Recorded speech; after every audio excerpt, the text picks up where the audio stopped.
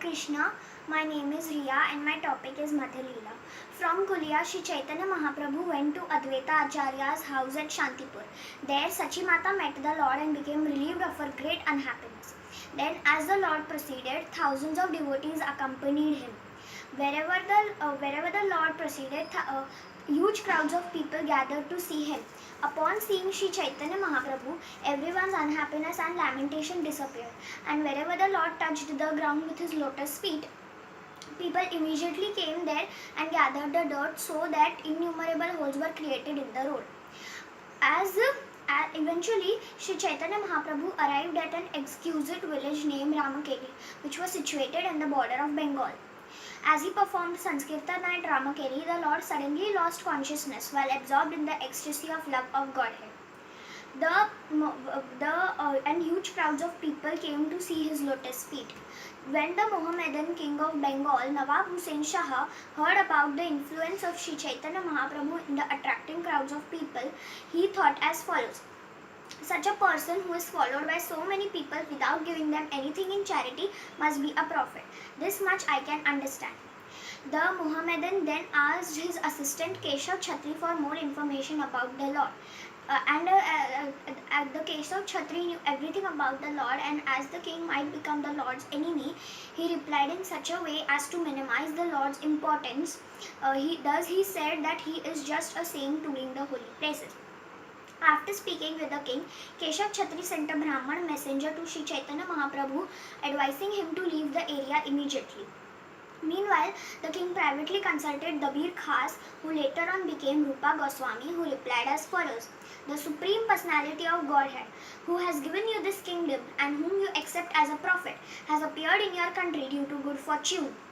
And because he desires all your welfare, all your business is successful, and by his grace you can attain victory everywhere. Later, the Dabir Khas assured the king that whatever your mind concludes regarding Sri Chaitanya Mahaprabhu can be accepted as a conclusive evidence. Later that night, Dabir Khas and his brother Sakar Malik disguised themselves and went to see Sri Chaitanya Mahaprabhu in the dead of night. First of all, they met Nityanand Prabhu and Haridas Thakur, who went and informed the Lord about their arrival.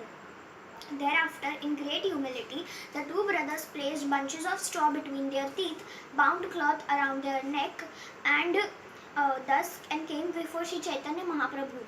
Being overwhelmed with joy and shedding tears out of great humility, they fell onto the ground like sticks to surrender at his lotus feet. The Lord urged the two brothers to stand up and assured them of all good fortune. Dear Lord, you have just incarnated just to deliver the fallen souls, and so you should consider that there is no one more fallen than ourselves. We are even more fallen than Jagai and Madhai, as they were Brahmanas and were born in the holy place of Navadvip.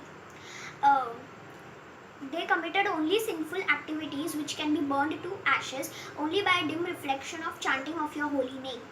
We are even more inferior to them, as we became the servants of meat eaters and adopted their customs.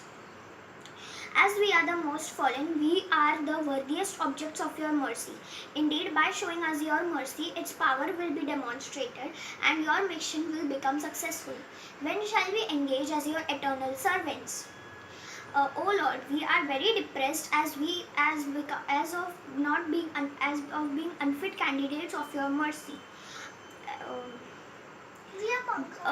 But hearing your transcendental qualities, we became attracted to you.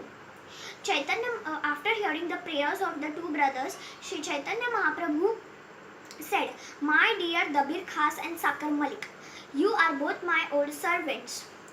And from this day onwards, your name shall be changed to Sri Rupa and Sri Sanatan. Now please abandon your humility, as my heart just breaks to see you like this." You had already written several letters that display your humility. I had no business in Bengal, but I just came here to see you two brothers. Birth after birth, you have been my eternal servants, and so I am sure that Lord Krishna will deliver you soon.